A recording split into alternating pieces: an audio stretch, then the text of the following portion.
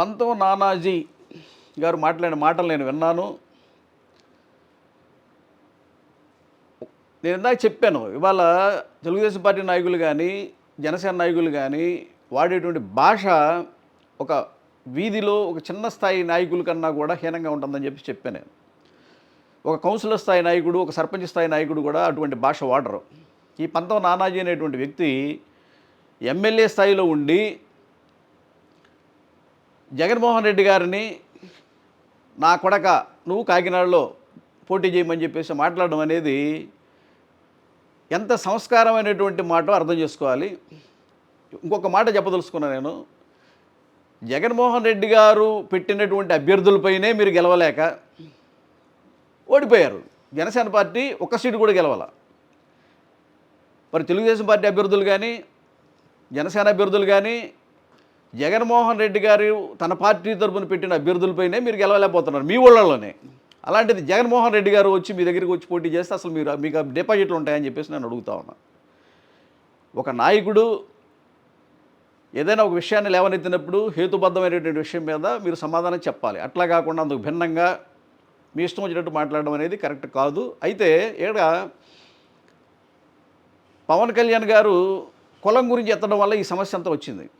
పవన్ కళ్యాణ్ గారు ఒకసారి నా కులం ఉందంటాడు, ఒకసారి నా కులం అంతా నా వెనకాల నిలబడాలంటారు, ఒకసారి ఈ కులం అంతా సపోర్ట్ చేసి ఉంటే ఆ రోజున వంగవీటి మోహన్ రంగా గారు హత్యకు గురయ్యేవాళ్ళ, అలాగా మీరు కూడా నా సపోర్ట్గా ఉండండి, నేను ముఖ్యమంత్రి అవుతానని చెప్తాడు ఒక్కొక్కసారి ఏమన్నా అసలు నాకు కులం లేదంటారు. ఇవాళ ఏమన్నా సాయి కృష్ణ విషయంలో చంద్రబాబు నాయుడు గారు మాట్లాడతారు, చంపిన సిఐ కాపే, చచ్చిపోయిన కుర్రోడు కాపే కాబట్టి ఇది వదిలిండనమాట. అంటే ఏంటి మీ ఉద్దేశం?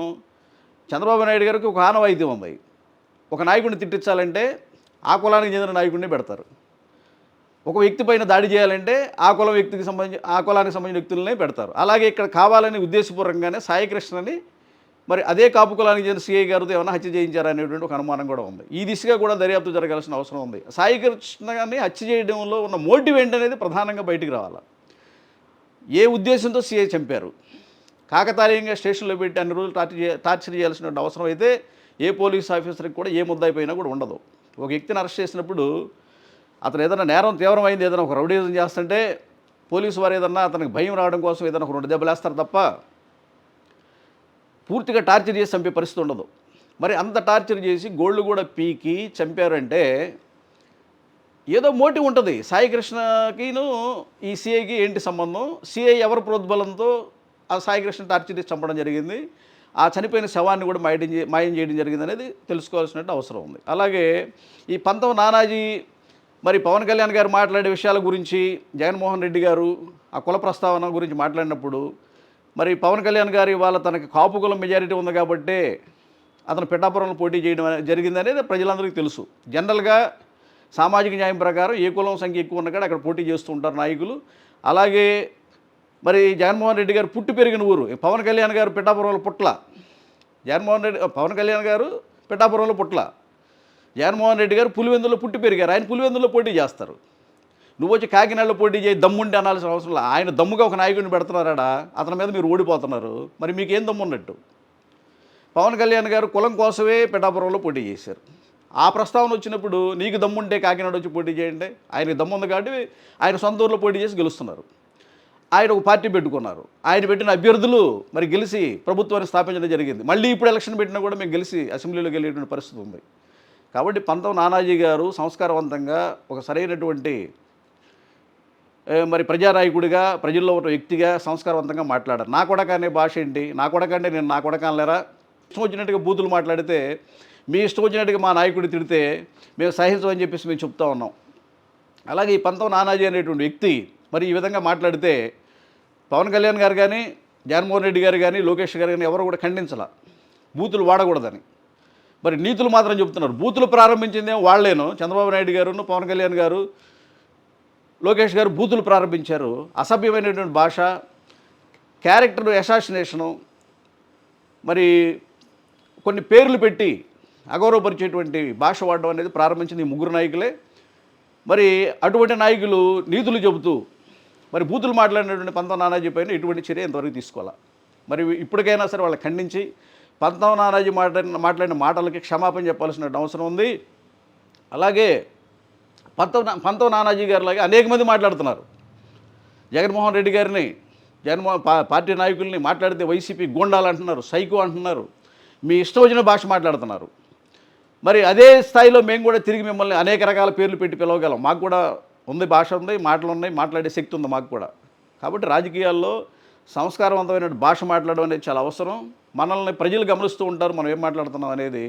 కాబట్టి ప్రజలలో మనం మాట్లాడేటువంటి మాటలను బట్టే ప్రజల్లో స్పందనలు ఉంటాయి. కాబట్టి మీరందరూ కూడా తెలుగుదేశం పార్టీ వారు కానీ, జనసేన వారు కానీ, ముఖ్యంగా నేను నాయకులకి, ప్రధాన నాయకులకు చెప్తా ఉన్నా, ఎమ్మెల్యేలుగా ఉన్నటువంటి వాళ్ళకి, చంద్రబాబు నాయుడు గారికి, లోకేష్ గారికి, పవన్ కళ్యాణ్ గారికి, మీ భాష మార్చండి, సబ్జెక్టు మీద మాట్లాడండి. మీరు ఎప్పుడైనా గమనించండి, జగన్మోహన్ రెడ్డి గారు మాట్లాడితే ఒక బేస్ ఉంటుంది, ఒక సబ్జెక్ట్ ఉంటుంది. ఆ సబ్జెక్టు మీద ఆయన మాట్లాడతారు తప్ప బేస్లెస్గా, నిరాధారంగా అసత్యాలు మాట్లాడడం అనేది ఇంతవరకు జగన్మోహన్ రెడ్డి గారి ఉపన్యాసంలో ఎక్కడా కూడా లేదు. మీరు మాట్లాడితే అన్నీ కల్పితాలే.